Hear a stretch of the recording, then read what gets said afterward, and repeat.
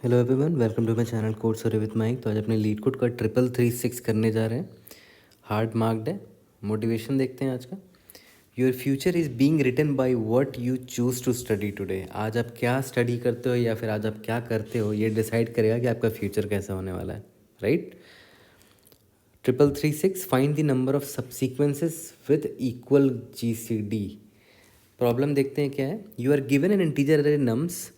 Your task is to find the number of pairs of non empty subsequences of nums that satisfy the following conditions. The subsequences sec1 and sec2 are disjoint, meaning no index of nums is common between them. ठीक है. And the GCD of the elements of sec1 is equal to GCD of the elements of sec2. Return the total number of such pairs. Since the answer may be very large, return it modulo 10 का power 9 plus 7. जैसे इस example को देखो, यहाँ पर 1 2 3 4 दे रखा है। आपको इसको डिवाइड करना है दो सीक्वेंसेस में, है ना। ये मान लेते हैं सीक्वेंस 1 है, ये मान लेते हैं सीक्वेंस 2 है। सच दैट कॉमन जो इंडेक्स आप यहाँ डालोगे सीक्वेंस 1 में, सीक्वेंस 2 में वो नहीं होना चाहिए, मतलब डिसजॉइंट होना चाहिए। और यहाँ पर जितने भी एलिमेंट्स हैं सभी का GCD निकालोगे तो इसके GCD के बराबर होना चाहिए। ओके, तो एक तो मुझे दिख रहा है कि यहाँ पर आप 1 को डाल लो और यहाँ पर आप 2,3 को डाल लो, है ना। इधर आपको आपने 1 को डाला, यहाँ 2,3 को डाला, तो देखो यहाँ पर इसका जो GCD है वे 1 है, इसका भी GCD देखो 1 ही है। एक और क्या दिख रहा है मुझे, यहाँ पर देखो सारे एग्जाम्पल आंसर यहाँ दे रखा है कि एक सीक्वेंस 1 में आपने इस 1 को डाला और यहाँ पर 2 और 3 को डाला। सीक्वेंस 1 में आपने 1 को डाला, यहाँ पर 2 3 4 को डाला। सीक्वेंस 1 में 1 को डाला, यहाँ पर 3 और 4 को डाला। यहाँ पर 1 और 2 डाला, यहाँ पर 3 और 4 डाला। यहाँ पर 1 और 4 रखा, यहाँ पर 2 और 3 रखा, है ना। तो देखा है, तो आपको दो सीक्वेंस में बस डिवाइड करना है अपने नम्स को, sequence 1 and sequence 2, such that यहाँ का GCD must be equal to यहाँ का GCD। ओके, और कॉमन एलिमेंट्स नहीं होने चाहिए। जो यहाँ पर इंडेक्स आपने यूज़ किया वो इंडेक्स आप यहाँ नहीं यूज़ कर सकते। दैट्स इट, इतना ही प्रॉब्लम आपसे पूछ रहा है बस। तो देखते हैं इसका कंस्ट्रेंट देख लेते हैं एक बार। कंस्ट्रेंट ज़्यादा नहीं है, नम्स डॉट लेंथ 200 है और नम्स आई का वैल्यू 200 है, उससे ज़्यादा नहीं होगा। ओके, देखते हैं हमारा थॉट प्रोसेस क्या होगा, कैसे हम इसको सॉल्व करेंगे। तो देखो मेरा ये एग्जांपल था, इसको इंडेक्स लिख देते हैं 0 1 2 3। तो अब प्रॉब्लम में बड़ा क्लियरली बता रखा है कि आपको दो सीक्वेंस बनाना है, एक सीक्वेंस 1 एक सीक्वेंस 2। और जैसे मान लेते हैं करंट एलिमेंट इंडेक्स अभी 1 है ना। आप इंडेक्स नंबर 0 पर खड़े हो, ये एलिमेंट 1 है, तो आपके पास ऑप्शन है यार कि आप इस 1 को या तो इस सीक्वेंस 1 में डालो या फिर इस 1 को आप सीक्वेंस 2 में डालो, या फिर कि इसको डालो ही मत किसी में भी, है ना। क्योंकि याद करो यहाँ पर देखो, पहला सीक्वेंस जो इसने बनाया था इसमें सिर्फ 1 को चुना था इसने, बाकियों को नहीं चुना था। यहाँ पर देखो सिर्फ 2 को चुना था और 3 को चुना था, 1 और 4 को नहीं चुना था, है ना। तो यहाँ पर हमारे पास हर एलिमेंट के लिए ऑप्शन है कि मैं या तो इसको सीक्वेंस 1 में डालूँ या फिर सीक्वेंस 2 में डालूँ या फिर इसको कम्प्लीटली स्किप कर दूँ, है ना। क्या क्या ऑप्शन था कि मैं स्किप कर सकता हूँ, उसको स्किप करके मैं कहाँ चला जाऊँ, i+1 में चला जाऊँ, या फिर मैं उसको सीक्वेंस 1 में डालूँ या फिर मैं उसको सीक्वेंस 2 में डालूँ। ओके, अगर मैं इसको सीक्वेंस 1 में डालता हूँ तो यहाँ पर 1 आ जाएगा और सीक्वेंस 2 अभी भी खाली है। अब देखो मेरा इंडेक्स i जब आगे बढ़ेगा, मान लेते हैं इंडेक्स i मेरा भी यहाँ पर आया, तो अब इसके फिर से वही ऑप्शन है कि या मैं इस 2 को स्किप कर दूँ या फिर सीक्वेंस 1 में डालूँ या फिर सीक्वेंस 2 में डालूँ। अगर मैं इसको सीक्वेंस 1 में डालता हूँ तो मुझे ये भी इंश्योर करना है कि मुझे GCD पता होना चाहिए ना। तो मैं ऑन द फ्लाई GCD निकालता रहूँगा। जैसे अभी मैंने इसको 2 को अगर सीक्वेंस 1 में डाला है, तो मान लेते हैं यहाँ पर 2 को डाला है, तो GCD मैं ऑन द फ्लाई कैलकुलेट करता रहूँगा। करंटली 1 था ना इस सीक्वेंस 1 में, अभी जैसे ही 2 आया तो GCD ऑफ 1,2 में निकाल के इस GCD वेरिएबल में असाइन कर दूंगा, है ना। तो 1,2 का GCD क्या होगा, 1 होगा, तो यहाँ पर मैं असाइन कर दिया। मान लेते हैं फ्यूचर में मैंने इस 3 को डिसाइड किया यहाँ डालने का सीक्वेंस 1 में, तो 3 को मैं यहाँ पर डाल दूँगा और GCD अब तक जो निकला था उसमें अभी 3 भी आ चुका है, तो 3 से इसका GCD निकाल दूंगा, जो वैल्यू होगा इसमें असाइन कर दूंगा, है ना। 1,3 का GCD 1 होता तो यहाँ पर 1 असाइन कर दिया। ओके, तो यहाँ से क्लियरली ये समझ में आ गया कि हमारे पास ऑप्शंस है ना, ये रहा 3 ऑप्शंस है। अब ऑप्शंस हर ऑप्शंस को एक्सप्लोर करना पड़ेगा। फिर मैं काउंट करके बता दूंगा कि टोटल कितने पॉसिबिलिटीज़ थे ऐसे जिसमें सीक्वेंस 1 और सीक्वेंस 2 जो निकल कर आया उसके जीसीडी जो था वो सेम था, है ना। तो अब ऑप्शंस है तो यहाँ से साफ साफ समझ में आता है कि भाई रिकर्शन लगाना पड़ेगा, क्योंकि आपको तीनों ऑप्शन को एक्सप्लोर करना है। और जनरली क्या होता है ना मेरे साथ कि जब भी मैं प्रॉब्लम में देख सकता हूँ ना, सब सीक्वेंस की बात हो रही है, तो मुझे समझ में आ जाता है कि रिकर्शन की तरफ जाएगा ये प्रॉब्लम। फिर मैं वहाँ मेमोराइज करूँगा, फिर डीपी की एंगल ले लेने लगेगा वो प्रॉब्लम, है ना। डीपी की तरफ ही जाते हैं ऐसे प्रॉब्लम्स। तो एक काम करते हैं, एक छोटा एग्जांपल लेते हैं ड्राई रन करने के लिए ना। जो जो ऑप्शंस यहाँ पर दिख रहे हैं सभी को एक्सप्लोर करके देखते हैं। ये मैंने ये वाला एग्जांपल लिया है। तो मान लेते हैं मेरा इंडेक्स आई अभी यहाँ पर है, इंडेक्स नंबर 0 पर। तो मेरे पास ऑप्शन है कि या तो मैं इस 10 को स्किप कर दूँ, या फिर सीक्वेंस 1 में ले लूँ, या फिर सीक्वेंस 2 में ले लूँ। तो स्किप करने का एक अलग पाथ होगा, है ना। वहाँ पर इंडेक्स आई प्लस 1 पे चला जाएगा ये। और दूसरा ऑप्शन क्या हो सकता है कि मैं इसको सीक्वेंस 1 में ले लूँ। तो सीक्वेंस 1 मान लेते हैं मेरा ये था, सीक्वेंस 1 और सीक्वेंस 2। सीक्वेंस 1 में मैंने अगर इसको ले लिया तो ये 10 हो जाएगा। और यहीं पर जीसीडी भी कैलकुलेट कर लेते हैं कि जीसीडी अभी मेरा 10 है, सीक्वेंस 2 अभी मेरा खाली है। तो इस इंडेक्स आई को मैंने सीक्वेंस 1 में ले लिया। अब फर्दर यहाँ पर आगे जब बढ़ेंगे तो आई मेरा यहाँ पर आएगा। अब मेरे पास फिर से ऑप्शन है कि इस 20 को मैं स्किप करूँ, या सीक्वेंस 1 में लूँ, या सीक्वेंस 2 में लूँ। ओके, तो एक और ऑप्शन यहाँ पर क्या था कि मैं इस 10 को, याद है, सीक्वेंस 2 में ले लूँ। तो ये पाथ भी अपना अलग जाएगा। मैं पूरा ट्री नहीं बनाऊँगा, आप पूरा ट्री बना के देख सकते हो, मैं इस पाथ को बस एक्सप्लोर करके दिखा रहा हूँ आपको। अब यहाँ पर इंडेक्स नंबर आई पर 20 है, उसको सीक्वेंस 1 में डालूँ या सीक्वेंस 2 में डालूँ। तो एक काम करते हैं, इस बार मान लेते हैं मैंने चूज़ किया कि मैंने इसको सीक्वेंस ये 2 में डालूँगा। तो मेरा सीक्वेंस 1 अभी क्या है, 10 है, इसका जीसीडी 10 है।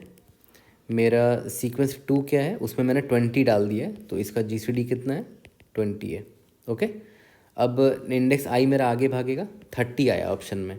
तो मेरे पास ऑप्शन है कि 30 को मैं स्किप करूं, या सीक्वेंस 1 में डालूं, या सीक्वेंस 2 में डालूं। मान के चलते 30 को मैंने सीक्वेंस 2 में डालने का प्लान किया। तो सीक्वेंस 1 में अभी भी 10 है, इसका जीसीडी अभी भी 10 है। सीक्वेंस 2 में देखो तो क्या था, 20 था, और अभी मैंने 30 डाल दिया। और याद है ऑलरेडी मेरा जीसीडी कितना था, 20 था, लेकिन अभी मैंने 30 जब डाला है तो 30 के साथ इसका जीसीडी निकालना पड़ेगा। तो 20 और 30 का जीसीडी क्या होता है, 10 होता है, ग्रेटेस्ट कॉमन डिवाइज़र, है ना। अब इंडेक्स आई मेरा जैसे ही आउट ऑफ बाउंड हुआ, मैं लास्ट में क्या चेक करूँगा कि क्या मेरा सीक्वेंस 1 और सीक्वेंस 2 खाली तो नहीं है ना। हाँ, खाली नहीं है। क्या दोनों का जीसीडी सेम है, हाँ जीसीडी दोनों का सेम है। तो मतलब मुझे एक पॉसिबल पेयर मिल गया सीक्वेंस 1 और सीक्वेंस 2 का। मैं यहाँ से 1 रिटर्न कर दूंगा रिकर्सिवली। हो सकता है फिर फर्दर इस पाथ से कुछ निकल कर आता आंसर, है ना। तो ये रिटर्न करता कुछ, फिर इस पाथ से कुछ आंसर निकल कर आता तो ये रिटर्न करता कुछ, फिर सभी को मैं ऐड करके रिटर्न कर दूंगा कि टोटल इतने पॉसिबल मुझे सीक्वेंस के पेयर्स मिल चुके हैं जिसमें जीसीडी इक्वल निकल कर आ गया। ओके, तो देखा है, तो सिंपल सा रिकर्शन से मैं इसको आराम से सॉल्व कर सकता हूँ, है ना। तो ये जो अभी जो हमने ये जो डिसीजन ट्री बनाया, रिकर्सिव ट्री बनाया, इसको देखो कोड में कन्वर्ट करना कितना आसान है। मैंने क्या बोला, मैं एक सिंपल सा रिकर्शन लिखूँगा, उसमें मैं बता दूंगा कि हाँ भाई ये मेरा नम्स है, मैं करंट इंडेक्स 0 से स्टार्ट कर रहा हूँ, और मेरा जो फर्स्ट वाला जो सीक्वेंस है ना, देखो मुझे सीक्वेंस तो नहीं चाहिए एंड में, है ना। तो सीक्वेंस के लिए तो सीक्वेंस स्टोर करने की ज़रूरत भी नहीं है मुझे, अल्टीमेटली बस जीसीडी तो चाहिए, है ना। तो मैं क्या करूँगा, करेंटली जो सीक्वेंस 1 है उसका जीसीडी 0 मान लो, और सीक्वेंस 2 जो है उसका भी जीसीडी 0 मान लो, है ना। यहाँ पे मैं लिख देता हूँ कि ये मेरा इंडेक्स आई है, ये मेरा फर्स्ट वाले सीक्वेंस का जीसीडी है, ये मेरा सेकंड वाले सीक्वेंस का जीसीडी है, इसको सेकंड मान लो, है ना। तो अब जैसे ही रिकर्शन कॉल किया तो रिकर्शन यहाँ पर ले लेते हैं, नम्स इंडेक्स आई फर्स्ट वाले सीक्वेंस का जीसीडी, सेकंड वाले सीक्वेंस का जीसीडी। ओके, ठीक है। तो सबसे पहला मेरा ऑप्शन क्या था कि मैं इसको स्किप अगर कर दूं, इंडेक्स आई को स्किप, तो कितने पॉसिबल वेज निकल कर आएंगे। तो रिकर्सिवली कॉल कर दूंगा मैं, solve nums index i plus 1 पर चले जाओ, और सिंस मैंने किसी भी एलिमेंट को नहीं लिया है तो जीसीडी किसी का चेंज नहीं होगा, एज इट इज़ फर्स्ट और सेकंड मैंने पास कर दिया। ओके, और अगर मैंने डिसाइड किया कि मैं सीक्वेंस 1 में डालूँगा करंट इंडेक्स आई वाले एलिमेंट को, तो यहाँ पर मैं लिख देता हूँ टेक इन सीक्वेंस वन, तो टेक वन नाम का वेरिएबल ले लो, is equal to solve nums index i plus one. अब सिंस मैंने इसको सीक्वेंस वन में डाला है, ओके, ये तो क्या होगा, ये फर्स्ट क्या था, ऑलरेडी सीक्वेंस में जो एलिमेंट थे उसका जीसीडी था। अब सीक्वेंस वन में मैंने नम्स ऑफ आई को भी डाल दिया है, तो यहाँ पर GCD of first comma nums of i, अब नया जीसीडी निकल कर आएगा, है ना। तो ये अब मैं पास कर दे रहा हूँ, ठीक है। कॉमा सेकंड में हमने कोई नहीं डाला था सेकंड सीक्वेंस में, तो इसीलिए सेकंड का देखो जीसीडी अभी भी वही है, सेकंड का सेकंड है। ये तो हो गया टेक वन कि आपने सीक्वेंस वन में डाल दिया उस एलिमेंट को।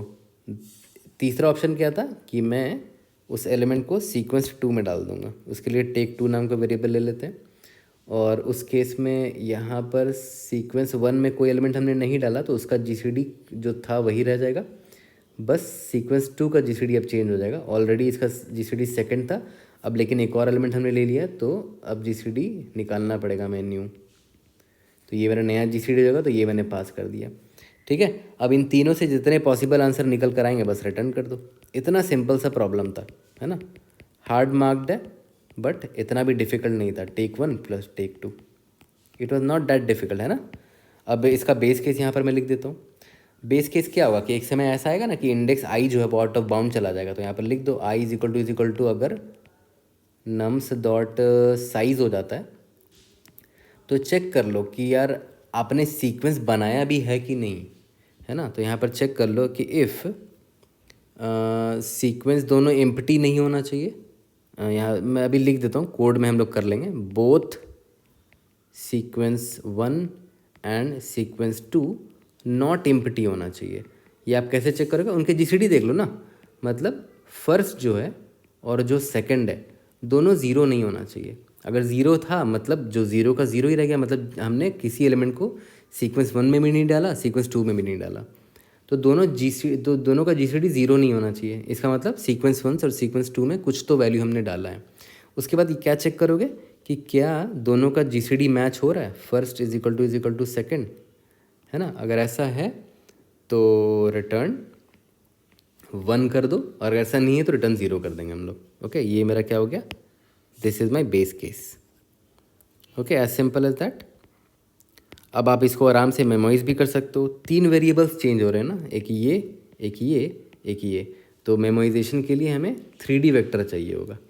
तो एक काम करते हैं, अभी इसका कोड करते हैं रिकर्शन मेमोराइजेशन का, और उसके बाद उसी कोड को यूज़ करके बॉटम अप में आराम से इजीली मैप कर लेंगे हम लोग। तो चलो पहले रिकर्शन मेमोराइजेशन का कोड कर लेते हैं।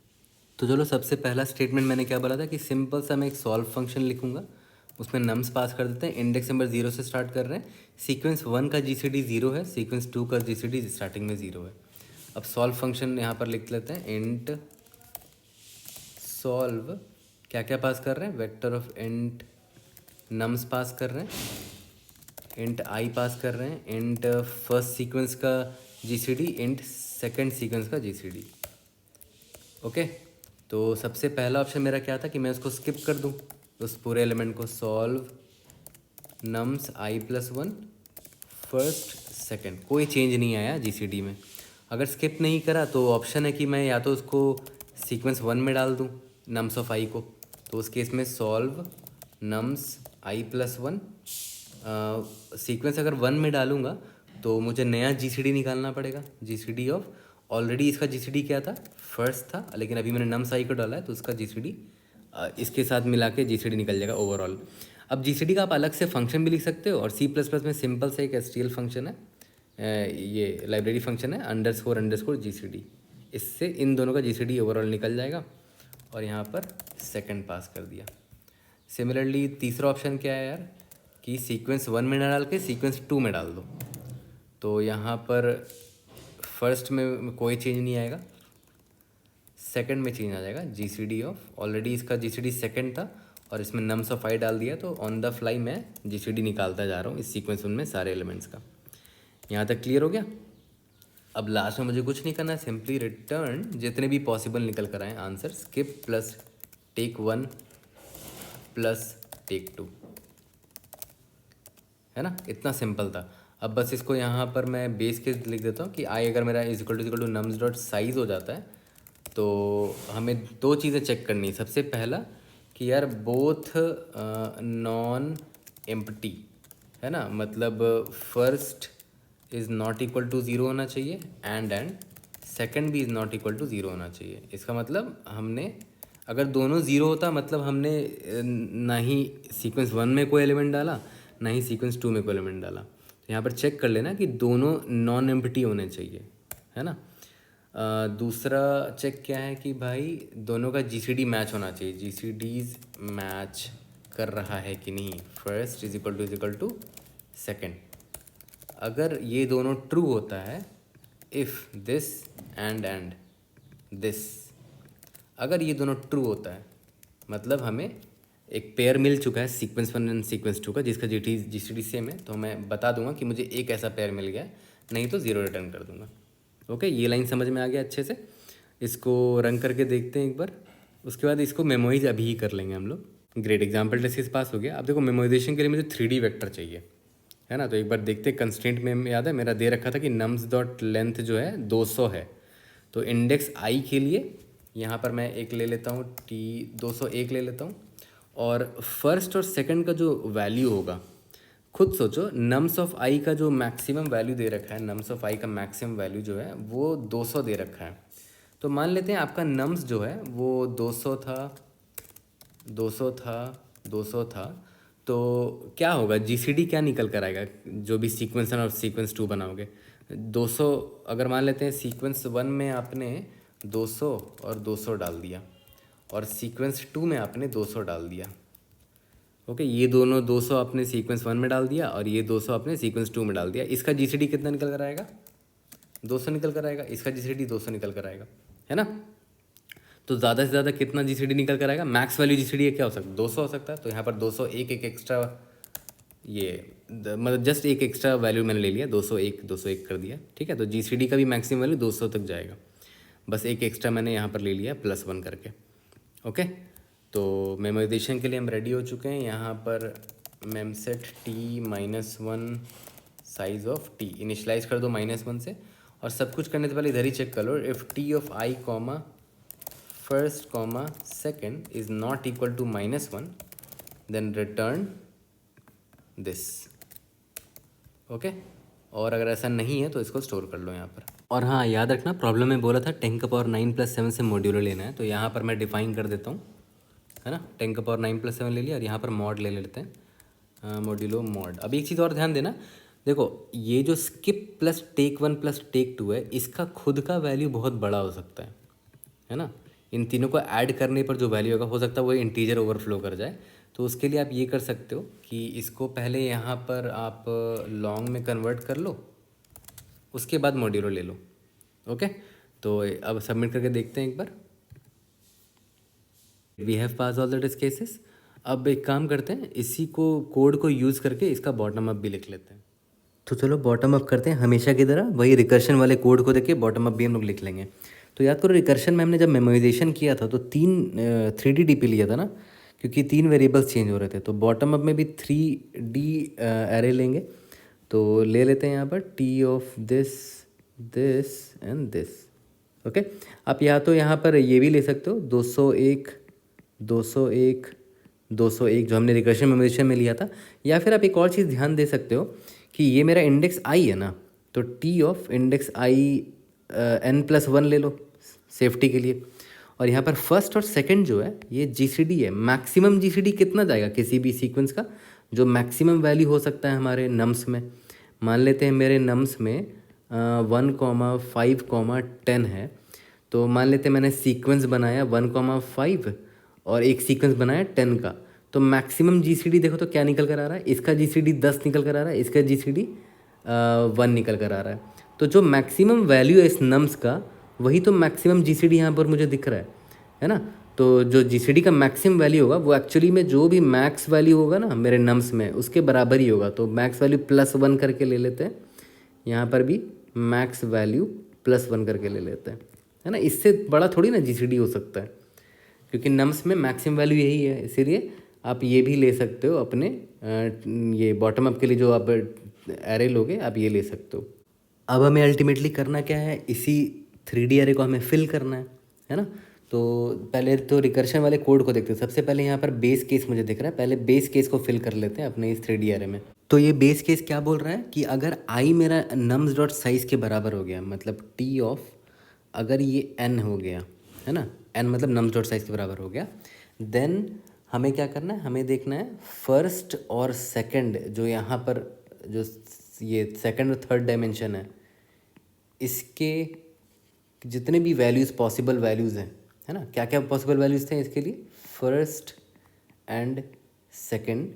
तो इन दोनों के लिए जितनी भी पॉसिबल वैल्यूज़ हैं वो क्या क्या होंगे, फॉर लूप लगा के हम लोग चेक कर सकते हैं कि फर्स्ट का जो पॉसिबल वैल्यू है वो 0 से लेकर फर्स्ट जो है less than equal to max val तक जा सकता है इस GCD का वैल्यू, है ना, फर्स्ट प्लस प्लस। सिमिलरली दूसरा फॉर लूप होगा सेकंड के लिए, for second is equal to 0, second is less than equal to is max val तक जाएगा सेकंड प्लस प्लस। ओके, तो बस मुझे यहाँ पर क्या चेक करना है कि इफ़ वही दो चीज़ चेक करते थे, याद करो, दोनों नॉन एम्प्टी होना चाहिए, मतलब first not equal to 0 and second not equal to 0, boolean non empty होना चाहिए, first not equal to 0 and second not equal to 0, पहला चीज़। दूसरा क्या था, GCDs मैच होने चाहिए, GCDs मैच, यानी कि first is equal to second. देख लो एकदम सेम मैंने लाइन ऑफ कोड यहाँ कॉपी मार दिया, ये दोनों, ये जो दो लाइन है ना यहाँ पर, इन दोनों लाइन को मैंने यहाँ पर कॉपी कर दिया है। इसके बाद देखो यहाँ पर बेस केस में ये थर्ड लाइन क्या था कि अगर ये दोनों कंडीशन ट्रू होते हैं तो आंसर 1 होगा, नहीं तो 0 होगा। तो एक काम करते हैं, इसी कोड को ना मैंने थोड़ा क्लीन तरीके से यहाँ नीचे लिख दिया है, देखो साफ़ सुथरा करके लिखा है। पहला फॉर लूप फर्स्ट के लिए, दूसरा फॉर लूप सेकंड के लिए, और ये दो कंडीशन हमने चिपका दिया था ऊपर से, कॉपी पेस्ट किया था। अब सेकंड वाले भी सेम कॉपी पेस्ट कर देते हैं कि अगर ये दोनों कंडीशन ट्रू हो जाता है, अगर ये भी ट्रू है एंड ये भी ट्रू है एंड तो हमें क्या रिटर्न करना था, 1, नहीं तो 0 रिटर्न करना था। यहाँ पर हमें किसके लिए आंसर निकाल रहे हैं, i is equal to n के बराबर है, और हर फर्स्ट एंड सेकंड के लिए। ओके, तो ये मेरा बेस केस का कोड ख़त्म हो गया, इतना ही था, बेस केस था मेरा ये बेस केस। ओके, अब बाकी जो ये वाला जो है ये वाले केसेस, इसको अभी हम लिख लेते हैं, क्योंकि हमें अल्टीमेटली करना क्या है, इस 3D एरे को फिल ही तो करना है ना। तो इस 3D एरे को फिल करने के टाइम हमने बेस केस की मदद से 3D एरे को कुछ कुछ फिल कर लिया है, अब बाकी पूरा फिल करते हैं। नोटिस करो हमने i is equal to n के लिए ऑलरेडी फिल कर दिया ना यहाँ पर, ये रहा।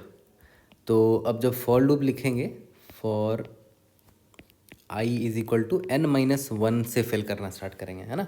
अब आपके मन में आ सकता है कि हम ऐसे क्यों कर रहे हैं, 0 से लेकर i लेस देन n-1 क्यों नहीं कर रहे हैं, क्योंकि मैंने ऑलमोस्ट हर DP वाले प्रॉब्लम में जहाँ जहाँ मैंने बॉटम अप पढ़ा है, मैंने आपको सिखाया है कि अगर आप नोटिस करो, मान लेते हैं अगर आप i इज इक्वल टू 0 से लेकर i less than n-1, i plus plus, अगर आप ऐसे लिखते हो फॉर लूप को, यहाँ पर एक फॉर लूप होगा ये फर्स्ट के लिए, यहाँ पर तीसरा फॉर लूप होगा सेकंड के लिए।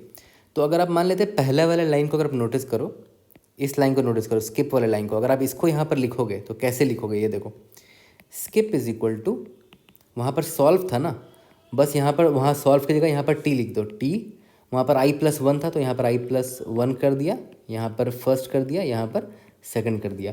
तो नोटिस करो अभी i+1 हमने सॉल्व किया कहाँ है, क्योंकि हम तो देखो ऊपर से नीचे फिल कर रहे हैं अपने 3D एरे को, 0 से फिल कर रहे हैं। i+1 इंडेक्स 1, i+1 क्या हो जाएगा, 1 हो जाएगा, और t1 अभी तक फिल हुआ ही नहीं है। ओके, तो इसीलिए हम लोग क्या करते हैं, हमेशा उल्टा चलते हैं बॉटम अप में। यहाँ पर i is equal to n-1 से फिल करेंगे, i is greater than equal to 0 और i माइनस माइनस। तो अब बाकी फॉर लूप भी लिख लेते हैं। ये तो मेरा पहला डायमेंशन का हो गया इंडेक्स नंबर i के लिए।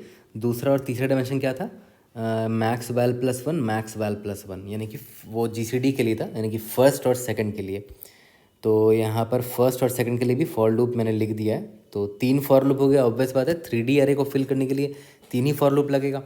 अब अंदर का फिल कर लेते हैं, एकदम एग्जैक्ट कॉपी पेस्ट मारेंगे जो हमने रिकर्शन में लिखा था, स्किप के लिए लिखा था, इंट टेक 1 के लिए लिखा था, इंट टेक 2 के लिए लिखा था। देखते हो, इसीलिए मैं बोलता हूँ रिकर्शन मेमोराइजेशन अगर आपने लिख लिया तो बॉटम अप लिखना बड़ा आसान हो जाता है। स्किप के लिए सिंपली मैं सॉल्व की जगह टी लिख दूंगा, यहाँ पर i+1 भेज रहे थे, यहाँ पर फर्स्ट और सेकंड भेज रहे थे। अगर आप रिकर्शन वाला कोड देखोगे तो एग्जैक्टली यही किया था हमने। टेक 1 में देखो टी होगा, i+1 होगा, और यहाँ पर याद है underscore GCD of first comma nums of i किया था हमने। ये देखो यहाँ पर रिकर्शन में हमने एग्जैक्टली वही तो किया था। टेक वाले केस में i+1 भेज रहे हैं, GCD of first comma nums of i, फिर सेकंड भेज रहे हैं। तो यहाँ पर भी एग्जैक्टली वही किया मैंने, GCD of first comma nums comma i, और थर्ड में यहाँ पर सेकंड है। सिमिलरली टेक 2 का भी मैंने एग्जैक्टली वैसे ही लिख दिया जैसे हमने रिकर्शन में लिखा था। ओके, और फिर हमें क्या निकालना है, टी ऑफ इंडेक्स नंबर आई के लिए ये फॉर लूप चल रहा है, उसके बाद ये फर्स्ट के लिए, उसके बाद सेकंड के लिए। तो इस स्टेट का हम आंसर निकालना चाह रहे हैं, first second is equal to, याद करो हमने कैसे किया था रिकर्शन में, 0LL लॉन्ग में कन्वर्ट किया, प्लस स्किप से जितना आंसर आया, प्लस फर्स्ट यानी कि सॉरी टेक 1 से जितना आंसर आया, प्लस टेक 2 से जितना आंसर आया, और मॉड्यूलो मॉड ले लिया। बस इतना ही था, है ना। एग्जैक्टली यहाँ पर हम इधर भी हमने वही किया था, एग्जैक्टली वही लाइन मैंने कॉपी कर दिया है ना। और याद करो हम अल्टीमेटली रिटर्न क्या करते, सॉल्व क्या करते थे, रिटर्न यही करते थे ना, रिटर्न सॉल्व नम्स पास करते थे, 0 0 0 पास करते थे, यही मेरा आंसर होता था। तो बस यहाँ पर हम क्या करेंगे, return T 0 0 0, that's is my answer, that's it. Okay, तो टाइम कॉम्प्लेक्सिटी यहाँ पर मैं आपको बता देता हूँ कितना हो जाएगा। यहाँ पर O ऑफ n हो गया, n टाइम्स ये मैक्स वैल हो गया, जो भी मेरा मैक्स एलिमेंट रहा होगा, मैक्स एलिमेंट है ना, n इंटू मैक्स एलिमेंट का स्क्वायर हो गया टाइम कॉम्प्लेक्सिटी हमारा। और कंस्ट्रेंट इतना भी बड़ा नहीं है, तो दिस इज़ फाइन, और ये भी सोल्यूशन एक्सेप्ट हो जाएगा। तो बॉटम अप का कोड करते हैं, उसके बाद थर्ड अप्रोच पर आएंगे जहाँ पर फर्दर हम देखेंगे कि इसको और कैसे इम्प्रूव किया जा सकता है। तो चलो बॉटम अप का कोड स्टार्ट करते हैं। सबसे पहले n is equal to nums dot size ले लिया मैंने, और याद करो मैंने आपको बोला था कि 3D अरे में लेना है, इंट t। तो यहाँ पर n+1 साइज़ लिया था मैंने, यहाँ पर मैक्स एलिमेंट +1 ले लिया था, मैक्स एलिमेंट +1 ले लिया था, क्योंकि GCD का मैक्सिमम वैल्यू इतना ही हो पाएगा, है ना। मैक्स वैल्यू जो भी होगा हमारे नम्स में, तो उसको मैं निकाल सकता हूँ, या तो फॉर लूप से निकाल लो, या तो फिर मैं या डायरेक्टली ये फंक्शन यूज़ करके मैक्स एलिमेंट मैंने निकाल लिया। ओके, अब इसके बाद सबसे पहले बेस केस फिल करते हैं, for int first is equal to 0, first is less than equal to max element first plus plus. Similarly एक फॉर लूप होगा सेकंड के लिए,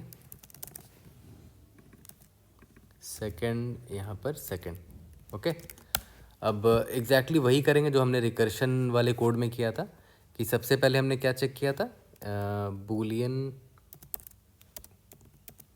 both non empty is equal to first not equal to 0 होना चाहिए, and second not equal to 0 होना चाहिए। और दूसरा क्या था, बूलियन GCDs मैच करना चाहिए, that is first is equal to second होना चाहिए, है ना। तो यहाँ पर क्या साइन कर देते हैं, T of n first second is equal to, ये दोनों ट्रू होना चाहिए, एंड GCDs मैच, अगर ऐसा है तो 1, नहीं तो 0। यहाँ तक क्लियर हो, ये हमने बेस केस हमने अपना फिल कर लिया। अब आते हैं for int I is equal to n-1, I is greater than equal to 0, I minus minus. For int first is equal to max element, तो यहाँ पर मैंने फर्स्ट का पूरा फॉर लूप कंप्लीट कर दिया, सेकंड वाला का भी पूरा फॉर लूप लिख दिया। इसके अंदर वही सेम चीज़ चिपकाएंगे, int skip, int take 1, int take 2। Okay, skip में तो सिंपल था, T ऑफ i+1 में चले जाओ और फर्स्ट एंड सेकंड कॉल कर दो। इसमें क्या था, t of i plus one होगा, लेकिन यहाँ पर G C D of first comma nums of i को मैंने लिया है सीक्वेंस वन में, तो इसका जी सी डी निकाल लिया।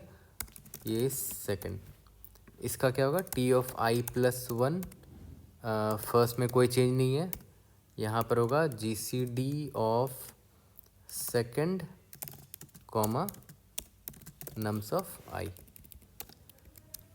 जब ये सब निकल जाए तो बस अपना आंसर को असाइन कर देना है, T of I comma first comma second is equal to 0 plus skip plus take one plus take two modulo mod, है ना। मॉड यहाँ पर डिफाइन कर लेते हैं, 1e⁻9 प्लस 7। बस लास्ट में क्या करना है, रिटर्न टी ऑफ 0,0,0। सबमिट करके देखते हैं। Great, we have pass all the test cases. अब एक लास्ट अप्रोच पर आते हैं जो कि थर्ड अप्रोच होगा। पहला अप्रोच रिकर्शन मेमोराइजेशन था, दूसरा था बॉटम अप। अब तीसरा भी देखो बॉटम अप भी होगा, लेकिन थोड़ा सा इंप्रूवमेंट मैं कर सकता हूँ इस अप्रोच में, उस पर आते हैं। तो देखो ये तीसरा तरीका है इस प्रॉब्लम को सॉल्व करने का, जो बॉटम अप है उसी को थोड़ा सा इंप्रूव किया जा सकता है एक्चुअली में। अगर आप नोटिस करो बॉटम अप में जब भी इस वाले फॉर लूप को याद करो, अभी हमने थोड़ी देर पहले ये वाला कोड लिखा है, हमें जब टी ऑफ आई फर्स्ट और सेकंड निकालना होता था, मतलब जब भी हमें T of I first second निकालना होता था, देखो तो हम किसकी मदद से निकाल रहे हैं, skip take one take two. और skip take one take two मैंने कैसे निकाला, देखो तो t of i plus one से निकाला है, ये भी t of i plus one से निकाला है, ये भी t of i plus one से निकाला है। यानी कि टी ऑफ आई का रिजल्ट वैल्यू क्या होगा, वो टी ऑफ सिर्फ आई प्लस वन पर डिपेंड करता है ना। तो अगर मैं इसको, ये 3D वेक्टर था ना, तो 3D वेक्टर को अगर मैं विजुलाइज करूँ थोड़ा सा, कुछ ऐसा दिखेगा। वो 3D वेक्टर है, तो मान लेते हैं ये मेरा रो नंबर 0 है, ये रो नंबर 1 है, एंड सो ऑन, ये लास्ट मेरा n-1 है ना, मान के चलते हैं। ये मेरा 0 है, ये 1 है, एंड सो ऑन। अब मान के चलते हैं मुझे ये i इज इक्वल टू 1 के लिए निकालना है, तो टी ऑफ आई किसकी मदद से निकल पा रहा है, T of i plus one की मदद से निकल पा रहा है। तो t of i plus one मेरा क्या हो जाएगा, ये हो जाएगा। तो देख रहे हो मेरा जो करंट इंडेक्स है, यानी कि आई के लिए अगर मुझे आंसर निकालना है, तो मैंने इससे पहले आई प्लस वन का वैल्यू भर रखा होगा, क्योंकि याद करो हम उल्टा चल रहे हैं ना, n-1 से लेकर 0 तक जा रहे हैं, मतलब हमने इन सबको भर रखा होगा ऑलरेडी, है ना। इन सबको भर रखा होगा। करंट का वैल्यू निकालने के लिए, आई का वैल्यू निकालने के लिए हम किसकी मदद ले रहे हैं, आई प्लस वन की मदद ले रहे हैं। तो आई प्लस वन वाले को प्रीवियस मान लेते हैं, आई प्लस वन का वैल्यू हमने ऑलरेडी भर रखा होगा, इसकी मदद से आई का देखो वैल्यू हम निकालेंगे, क्योंकि कोड में एग्जैक्टली वही हो रहा है। तो क्यों ना हम ऐसा करें कि सिंस हमें सिर्फ आई प्लस वन से ही मतलब है, आई का आंसर निकालने के लिए मुझे सिर्फ आई प्लस वन से मतलब है, तो मैं इतना बाकी को स्टोर क्यों करूं, है ना। हर बार मैं क्या करूँगा, मैं बस प्रीवियस वाले रो का, यानी कि आई प्लस वन का आंसर स्टोर करके रखूँगा, ताकि मैं आई इज इक्वल आई वाले का आंसर निकाल सकूँ, है ना। प्रीवियस का आंसर स्टोर करके रख लूँगा ताकि मैं करंट का आंसर निकाल सकूँ। ओके, तो देखा जाए तो यहाँ पर जो मैं 3D वेक्टर ले रहा हूँ ना, 3D वेक्टर की ज़रूरत नहीं पड़ेगी। हम सिंपली क्या करेंगे, देखो ये वाला जो फॉर लूप है ना, इसको देखो मैंने नीचे लिखा है यहाँ पर, देखो यही वाला फॉर लूप लिखा हुआ था। हम पता क्या करेंगे, अभी मुझे आई इज इक्वल टू, मान लेते हैं ith का मुझे आंसर निकालना है, फॉर लूप चल रहा है आई के लिए, मुझे मान लेते हैं आई का आंसर निकालना है, यानी कि मुझे करंट का आंसर निकालना है। तो करंट के लिए मैं एक वेक्टर डिफाइन कर लूँगा, वेक्टर ऑफ इंट, इसका नाम करंट दे देते हैं, यानी कि ith का ये आंसर मैं निकालना चाह रहा हूँ, है ना। और इसमें इसका क्या होगा, max element plus one comma vector of int max element plus one. Okay, तो ये मेरा करंट ith का मैं आंसर निकालना चाह रहा हूँ। ओके, उसका मैंने यहाँ पर करंट नाम का वेरिएबल ले लिया है। और याद करो ये जो है करंट का आंसर निकालने के लिए मुझे किसका वैल्यू चाहिए होगा, प्रीवियस का वैल्यू चाहिए होगा, और प्रीवियस हमने ऑलरेडी स्टोर कर रखा होगा। तो देखो कैसे करेंगे, यहाँ पर T of i plus one की जगह हम क्या करेंगे, टी आई प्लस वन हटा दो, यहाँ पर प्रेव से निकाल लेंगे बस आंसर, क्योंकि T of i plus one का आंसर ऑलरेडी मैंने प्रेव में स्टोर कर रखा होगा। प्रेव, क्योंकि हर बार ये सिर्फ i+1 पर डिपेंड करता था, तो i+1 का रिजल्ट हमने प्रेव नाम के वेरिएबल में स्टोर कर रखा है। ओके, तो प्रेव मेरा क्या है, वो भी 2D अरे है, max element +1 cross max element +1 dimension होगा प्रेव का भी, जैसा यहाँ पर करंट का मैंने डिफाइन किया है। तो करंट का आंसर देखो मैं प्रेव की मदद से निकाल ले रहा हूँ, है ना। करंट मेरा क्या है, करंट मेरा ith का मुझे आंसर निकालना है, और ये जो प्रेव जो है ना, ये i+1th का आंसर मैंने ऑलरेडी निकाल रखा होगा।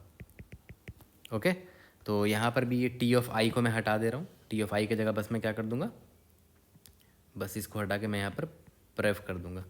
ये मेरा, सॉरी प्रेव नहीं, आई मीन करंट कर दूँगा। करंट का आंसर मेरा मिल गया, है ना। और जैसे ही मैं नेक्स्ट फॉर लूप में जाऊँगा, मान लेते हैं जब नेक्स्ट आई के लिए जब मैं जाऊँगा, तो उसके लिए प्रीवियस कौन बन जाएगा, उसके लिए प्रीवियस ये करंट बन जाएगा। तो मैं क्या करूँगा, यहाँ पर इस वेरिएबल को अपडेट कर दूँगा कि अब जो प्रीवियस होगा नेक्स्ट आई के लिए वो ये करंट होगा। तो देखो इसको मैंने इसमें असाइन कर दिया। अब देखो यहाँ पर एक और बड़ा छोटा सा इंप्रूवमेंट मैं कर दूँ, बट वो बहुत वैल्यूएबल इंप्रूवमेंट है और ये चीज़ आपको पता होना चाहिए। इस पर अगर आप ध्यान से देखो, यहाँ पर हो क्या रहा है, करंट के जितने भी वैल्यूज़ हैं सब एक एक करके इस प्रेव में कॉपी हो रहा है, तो इसको डीप कॉपी बोलते हैं, है ना। इसमें कंपाइलर कर क्या रहा होगा, इंटरनली प्रीवियस के लिए इसने एक स्पेस अलॉट किया होगा, और करंट में जितने भी एलिमेंट्स हैं, कितने एलिमेंट्स हैं, करंट का डायमेंशन कितना था, max element into max element, यानी कि मैक्स एलिमेंट का स्क्वायर जितने एलिमेंट है सब एक एक करके इसमें कॉपी हो रहा है, जो कि बहुत ही इनएफिशिएंट है ना। इसका टाइम, इस लाइन का टाइम कॉम्प्लेक्सिटी पता है कितना है, मैक्स एलिमेंट का स्क्वायर है, क्योंकि इतने एलिमेंट्स इस कर में एक एक करके सारे कॉपी हो रहे हैं। तो पता है इससे अच्छा आप क्या कर सकते हो, आप यहाँ पर कंपाइलर को ये बोल सकते हो कि यार मुझे करंट से अब थोड़ी ना फ़र्क पड़ता है, अब मुझे सिर्फ प्रीवियस से फ़र्क पड़ रहा है, क्योंकि नेक्स्ट टाइम मैं दोबारा नया करंट नाम का एक वेरिएबल बनाऊंगा, तो अभी जो करंट का वेरिएबल है इससे मुझे घंटा कोई फ़र्क नहीं पड़ता। तो तुम एक काम करो, प्रेव को डायरेक्टली इसको पॉइंट करवा दो, एक एक करके वैल्यू मत असाइन करो। तो उसके लिए आप ये कर सकते हो, डायरेक्टली एक मूव फंक्शन यूज़ कर सकते हो, C++ में अवेलेबल है, ये कर दो, दिस इज़ वेरी एफिशिएंट, है ना। तो डीप कॉपी से बचने के लिए मूव यूज़ किया जाता है ना। अब क्या हुआ, अब कर डिस्ट्रॉय हो चुका है, कर से कर लॉस्ट हो चुका है, करंट का सारा जो भी वैल्यू था, करंट जिसको पॉइंट कर रहा था, अब एक्चुअली में प्रेव उसको पॉइंट करेगा डायरेक्टली, एक एक करके कॉपी नहीं किया गया यहाँ पर। तो this is an efficient move. Okay, तो ये तो हो गया हमारा। और लास्ट में याद करो हम रिटर्न क्या कर रहे थे, रिटर्न हम पहले क्या कर रहे थे, टी ऑफ 0,0,0 रिटर्न कर रहे थे ना। लेकिन अब हम क्या रिटर्न करेंगे, सिंस हमारा जो डायमेंशन है वो 2D का हो चुका है, और टी के जगह अब हम प्रेव लिखेंगे सिर्फ, और हम 3D डायमेंशन से हट चुके हैं ना, ये 0 को हटा देंगे। तो अब हमारा क्या हो गया, ये सिंपली प्रेव ऑफ 0,0, है ना। और सिमिलरली हमारा जो बेस केस वाला कोड था ना, ये वाला जो हमारा बेस केस वाला कोड था, यहाँ पर देखो ध्यान से, इसको हटा दो, टी ऑफ n+1 को हटा दो, सिंपली इस वेरिएबल का नाम प्रेव रख देंगे हम लोग। और ये जो बेस केस था, इस बेस केस में टी ऑफ n को हटा दो, है ना, यहाँ पर बस इसका नाम प्रेव दे दो, prev of first comma second. Okay, बाकी सब कुछ सेम रहेगा, बट यहाँ पर अगर आप नोटिस करो, हमारा जो स्पेस कॉम्प्लेक्सिटी है ना, वो पहले याद है कितना था, n इंटू मैक्स एलिमेंट का स्क्वायर था। अब ये n हटा दिया है हमने, अब सिर्फ स्पेस कॉम्प्लेक्सिटी हमारा मैक्स एलिमेंट का स्क्वायर हो चुका है। यहाँ तक क्लियर हो गया। तो हम क्या करता हूँ, मैं बॉटम अप वाला सेम कोड यूज़ करूँगा, बस उसमें ये छोटे मोटे जो चेंजेस करने हैं वो कर दूंगा, फिर हमारा कोड सबमिट करके इस प्रॉब्लम को फिनिश करते हैं। तो देखो इसी बॉटम अप वाले कोड को मैं चेंज कर देता हूँ, यहाँ पर Tn+1 को हटा दो, एक डायमेंशन पूरा का पूरा हटा दो, और इसका नाम प्रेव रख देते हैं, है ना। और यहाँ पर भी Tn को हटा दो, यहाँ पर प्रेव डाल दो। सिमिलरली यहाँ पर T ऑफ I को हटा के कर डाल दो, क्योंकि T ऑफ I करंट को रिप्रेजेंट कर रहा था। तो वेक्टर ऑफ इंट करंट नाम दे देते हैं इसका, max element +1 comma vector of int max element +1। Okay, और यहाँ पर टी ऑफ 0 इसको हटा के यहाँ पर प्रेव कर दो, यहाँ पर भी टी ऑफ i+1 को हटा के बस प्रेव कर दो, टी ऑफ i+1 को हटा के प्रेव कर दो, टी ऑफ i+1 को हटा के प्रेव कर दो। और एक और चीज़ यहाँ पर करते थे, क्या करते थे, जो हमारा प्रेव होता था उसमें करंट को मूव कर देते थे। और याद रखना, जो मेरा करंट है इट्स अ वेक्टर, बट ये जो प्रेव है मैंने इंट एरे लेकर रखा था, तो इसको भी हमें वेक्टर में ही कन्वर्ट करना पड़ेगा, तभी आप ये मूव फंक्शन लगा सकते हो ना, वरना एरर आ जाएगा। वेक्टर ऑफ इंट, इसका नाम प्रेव रख देते हैं, max L plus one, vector of int max L plus one 0। ठीक है, अब इसको सबमिट करके देख लेते हैं। कोई भी डाउट होता है read in the comment section, I try to help you out. See you in the next video, thank you.